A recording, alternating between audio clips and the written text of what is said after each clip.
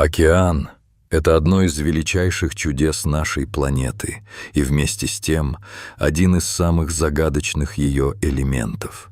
Его глубины и тайны скрывают в себе миллионы лет эволюции живых существ, уникальные способы взаимодействия и коммуникации, совершенно отличающиеся от всего известного нам на суше. В течение тысячелетий люди слушали звуки, исходящие из глубин океана, шум волн, плеск воды, звуки морского ветра. Все это казалось чем-то естественным, фоновым, приятным или просто загадочным. Однако в этих звуках скрывались небольшие послания разумных существ. До недавних пор наука была не в состоянии расшифровать их суть, и эти сообщения казались обыкновенным шумом, шорохом, коллегиальной разговорной болтовней, без смысла. Представьте невероятную ситуацию, когда вы приходите в театр, садитесь в темный зал, и на сцене выступают актеры, говорящие на языке, которого вы никогда не слышали. Их голоса полны чувств, эмоций и интонаций. Вы чувствуете напряжение и важность происходящего, но абсолютно не понимаете ни одного слова. Именно так на протяжении многих веков воспринималось таинственное подводное звучание, исходящее от кашалотов. Мы слышали, но не понимали. Люди воспринимали эти звуки как красивые и загадочные, но бессмысленные морские шумы. До 1970-х годов настоящего научного интереса и подробного анализа звукам китов уделялось мало. Моряки XIX века, например, были уверены, что это вселенские загадочные голоса глубин. Китобои, охотясь на кашалотов ради китового жира, не подозревали о том, насколько сложна и глубока является коммуникация этих морских гигантов. Однако эти животные не просто громкие существа, способные создавать мощные звуки, они обладают самым большим мозгом среди всех животных на планете, что делает их потенциально высокоинтеллектуальными обитателями глубин. Кашалоты издают невероятно громкие щелчки, достигающие 200 децибел, что превышает уровень звука на рок-концертах и взлете реактивных самолетов. Несмотря на это, до недавних лет никто не понимал, что эти звуки несут важную информационную нагрузку и являются частью сложной системы общения. Их щелчки служили для эхолокации и, как оказалось, для передачи сложных смыслов. В начале 70-х годов морской биолог Роджер Пейн совершил громкое открытие, записав песни горбатых китов и выпустив альбом «Songs of the Humpback Whale». Этот музыкальный альбом стал настоящим культурным прорывом, благодаря которому сотни тысяч людей впервые услышали, что киты поют сложные многочасовые композиции, меняющиеся с течением времени как живое музыкальное произведение. Общество было очаровано этим феноменом. Началось движение по защите китов, приведшее к важным законам, которые спасли несколько видов от полного вымирания. Тем не менее, тогда никто и предположить не мог, что эти звуки не просто красивое пение или примитивные сигналы, а полноценный язык, способный нести богатую информацию о социальном устройстве, эмоциональных состояниях и намерениях кашалотов. Ученые строили гипотезы о том, что эти песни могли быть брачными, сигналами тревоги или сообщениями о пище и опасности, но отсутствие современных технологий и больших массивов данных ограничивало их возможности. Многие проблемы оставались нерешенными не столько из-за нехватки техники, сколько из-за попыток понять формат общения китов через призму человеческой логики и мышления. Мы пытались применить понятия и модели, разработанные для человеческой речи, к абсолютно иному виду коммуникации, не учитывая уникальность подводного мира и эволюционных особенностей морских гигантов. Возникал вопрос, а не кардинально ли отличается их язык и форма мышления от человеческой? Возможно, мы даже не представляли степень развития и сложности их общения. В 2017 году произошло знаковое событие. Ученый-биолог Дэвид Грубер изучал записи кашалотов, когда поблизости находилась криптограф и лауреат премии Тьюринга Шафи Голдвассер. Ее внимание привлекли щелчки кита, которые по структуре напоминали азбуку Морзе. Она предложила применить передовые методы машинного обучения, способные обрабатывать огромные объемы информации и выявлять сложные паттерны.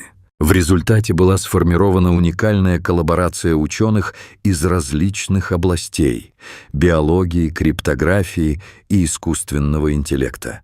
В проекте оказался и эксперт по большим языковым моделям Майкл Бронштейн из Оксфорда, который рассказал о необходимости собрать миллиарды цифровых записей звуков кашалотов, включая их полный поведенческий и эмоциональный контекст.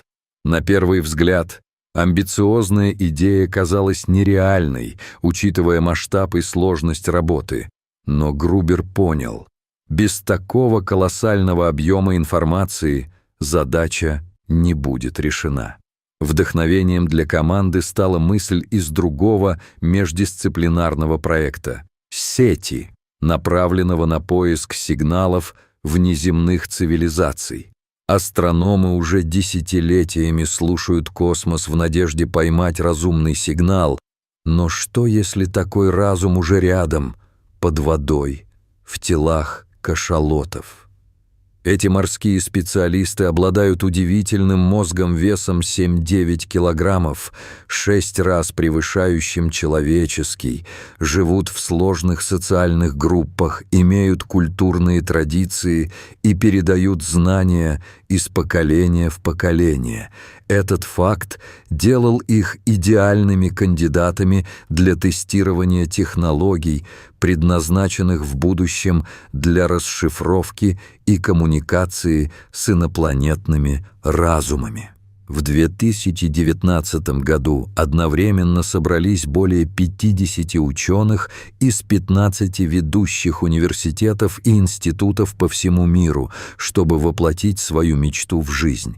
Гарвард стал центром масштабного семинара, на котором специалисты из областей биологии, робототехники, лингвистики, машинного обучения убедились в реальности и реализуемости своих планов по расшифровке китового языка.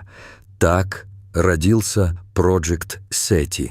Уникальный, амбициозный и многообещающий проект, цель которого не просто понять кашалотов, но научиться разговаривать с ними на их языке. Финансирование проекта выделило престижное TED Audacious Project, что говорит о степени значимости и потенциала исследования. Выбор пал на Доминику в Карибском море, уникальное место с географией, позволяющей вести наблюдение за китами на их естественной территории, где глубоководные области расположены буквально в сотнях метров от берега. Это позволило организовать масштабную акустическую систему с десятками подводных микрофонов, работающих 24/7, захватывая каждый звук, издаваемый морскими гигантами. Для усиления сбора данных были разработаны роботы-дроны, которые аккуратно прикрепляют к китам биоинспирированные метки. Эти приспособления минимально влияют на их поведение и позволяют собирать не только аудио, но и подробную информацию о движениях китов, глубинах погружений, биологических ритмах и социальных взаимодействиях. Эти данные позволяют воссоздавать полную картину жизни кашалотов в их естественной среде. Расшифровка звуковых сигналов – непростая задача. Объем записей и комплексность сигналов исключают возможность восприятия и анализа человеческим мозгом в полной мере. Именно здесь на помощь приходит искусственный интеллект, способный видеть закономерности в спектрограммах, визуальных паттернах звука, которые для человеческого слуха остаются хаосом. Результаты превзошли ожидания. То, что казалось случайными щелчками и шумом, оказалось структурированной системой, похожей на язык. Анализ показал, что кашалоты используют устойчивые ритмические паттерны, коды, которые работают как слова и даже предложения у людей. Нейросети выявили 4 ключевых параметра, по которым варьируется значение слов. 1. Скорость воспроизведения, изменение темпа меняет значение сигнала.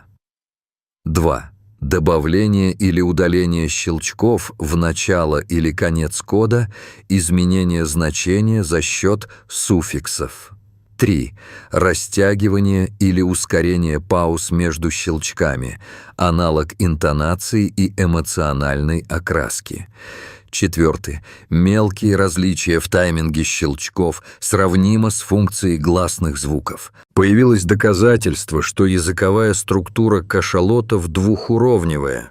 Мелкие звуки образуют слова, а слова — связные фразы и предложения. Кроме того, исследователи зафиксировали культурное многообразие. Разные кланы кашалотов используют свои диалекты, а при территориальных пересечениях происходит взаимное заимствование элементов произношения. Это первый случай документального подтверждения социального обучения языку у морских млекопитающих. Индивидуальные особенности произношения, уникальные подписи каждого кита позволяют идентифицировать конкретного животного по голосу. Эти различия сохраняются долгие годы и меняются с возрастом, что дает возможность отслеживать жизненный путь и обучение. Особенно интересны наблюдения за молодыми кашалотами, которые не просто повторяют взрослые звуки, а творчески экспериментируют, создавая новые комбинации, которые со временем могут стать элементами диалектов. Мы можем наблюдать за языковой эволюцией и культурным развитием живого сообщества в режиме реального времени.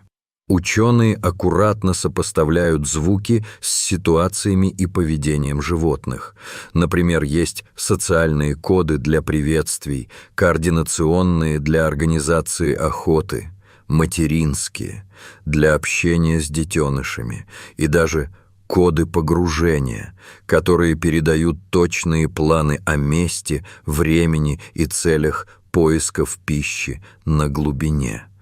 Анализ показал, что когда кит издает определенный код «донырка», он действительно следует заявленному плану, что позволяет предсказывать его поведение.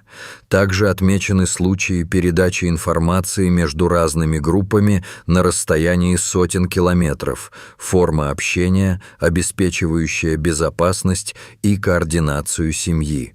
Одна из историй подтверждает, что одна группа кашалотов предупреждала другую о военных учениях, которые активно сопровождались шумом сонаров, явление, опасное для морских млекопитающих. Это свидетельствует о сложной информационной сети и взаимной заботе в пучинах океана. После успешного анализа структуры языка начались попытки не только слушать, но и отвечать кашалотам. В 2023 году у берегов Аляски исследователи воспроизвели звуки горбатых китов, на что получили быстрый ответ. Китти Хатвейн начала разговаривать с ними, точно копируя интервалы и ритмы звуковых сигналов. Этот диалог длился 20 минут и продемонстрировал, что киты способны воспринимать и реагировать на коммуникацию с человеком. Project SETI в Доминике также провел успешные эксперименты, установившие полноценный обмен звуками с кашалотами.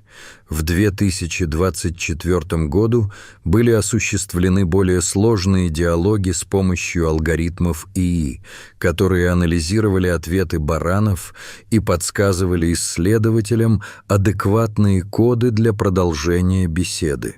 Проект стал свидетелем уникального поведения. Киты начали использовать звуки, которые обычно никогда не издавали в присутствии людей, словно обсуждая инопланетян среди себя. Иногда к диалогам подключались другие члены стада, образуя настоящие подводные коллективные обсуждения. Это вызвало взрыв эмоций и чувство трепета у команды. Один из ученых, Грубер, сравнил эти события с получением первого радиосигнала от внеземной цивилизации. Только на этот раз та цивилизация жила рядом с нами на Земле. Однако содержание разговоров остается частично загадкой. Ученые выделили 3 фазы общения: приветствие, вопросы о личности и намерениях собеседника и последующий обмен более сложной информацией. Интересен особый интерес детенышей, которые подплывают ближе и проявляют любопытство и доверие к ученым. В связи с этим проект столкнулся с серьезными этическими вопросами. Вмешательство в коммуникацию другого разумного вида требует осторожности и ответственности. Поэтому ведется сотрудничество с экспертами по биоэтике и законам, чтобы обеспечить сохранение безопасности китов и уважение к их правам. Сегодня проекты, подобные сети, работают по принципу максимального уважения. Если животное не проявляет интереса, контакт не навязывается, вмешательство должно быть тонким и деликатным, защищая уникальное и уязвимое биоразнообразие океана. Перспективы, которые открываются, поражают воображение. Уже сейчас разрабатываются устройства и интерфейсы, позволяющие переводить китовые сигналы в текст или голос в реальном времени, способные обеспечить полноценное общение между человеком и морскими гигантами. Методы анализа, разработанные для Project SETI, применяются для исследования других интеллектуальных животных, открывая эру межвидового общения и сотрудничества между человеком и животным миром. Самой интригующей остается перспектива использования этих технологий для расшифровки сигналов внеземного происхождения. Команда подчеркивает, что изучение кашалотов стало своеобразной тренировкой для будущих контактов с инопланетными цивилизациями. В 2024 году в рамках проекта запущена система самообучающихся роботов-планировщиков, которые автономно принимают решения о местах и времени проведения наблюдений, используя спутниковые данные и анализируя множество параметров. Это повысило эффективность сбора информации в разы. Было обнаружено, что матриархи семей кашалотов используют специальные обучающие коды, передавая жизненно важные знания молодым особям. Это похоже на образовательный процесс, характерный для человека, и подтверждает высокий уровень социального интеллекта у этих существ. Кроме того, ученые зафиксировали способность к абстрактному мышлению. Киты комбинируют известные коды для создания новых, описывающих неожиданные ситуации, что свидетельствует об их гибкости и креативности в языковой практике. Наблюдения также показали, что киты способны обсуждать события прошлого, делиться воспоминаниями и планировать ближайшее будущее, черты, близкие к человеческому сознанию. Изменение климата и загрязнение океана влияют на распространение звука, что заставляет кашалотов адаптировать особенности своего общения, усиливать громкость и модифицировать используемые коды. Они даже создали звуковые сигналы для оповещения о приближении кораблей, передавая информацию о размере и направлении движения судов. Эти наблюдения дают основания полагать, что кашалоты внимательно следят за деятельностью человека и, возможно, имеют свои представления и обозначения для наших технологий, кораблей и яхт. В ближайшие годы планируется создание первых двусторонних переводчиков, позволяющих не только распознавать и анализировать, но и генерировать речевые коды на языке кашалотов. Такие системы откроют новую эру коммуникации и понимания. Велика загадка, какие вопросы человек задаст кашалоту при первой возможности настоящего диалога и что они, в свою очередь, захотят узнать о нас. Может быть, эти древние обитатели океанов расскажут нам то, чего мы еще не осознали, подарят по-новому взглянуть на историю и будущее планеты. Самое существенное изменение, которое принесет эта революция, это изменение нашего восприятия самих себя. Веками считая разум уникальной человеческой особенностью, теперь мы вынуждены признать существование других мыслящих существ, обладающих своим языком, культурой и историей. Культура кашалотов — древнее человеческой цивилизации во много раз. Их древние традиции и передачи знаний через поколения открывают нам совершенно новый взгляд на интеллект и жизнь на Земле. Известный биолог Роджер Пейн, открывший человеческому миру песни китов и умерший в 2023 году, оставил проекту вдохновляющее наследие. 50 лет назад люди полюбили песни китов и начали движение по их спасению. Теперь пришло время не просто слушать, а услышать их язык и ответить с тем же уважением и изобретательностью. Мы стоим на пороге новой эры. Эры не только слышания, но взаимопонимания и общения с другим разумным видом, которое имеет все шансы стать фундаментальным событием в истории человечества и всего живого на планете. Но готовы ли мы к этому изменению, к глубокому переосмыслению понятия разума и своего места во Вселенной? Ответ еще впереди, а путешествие только начинается.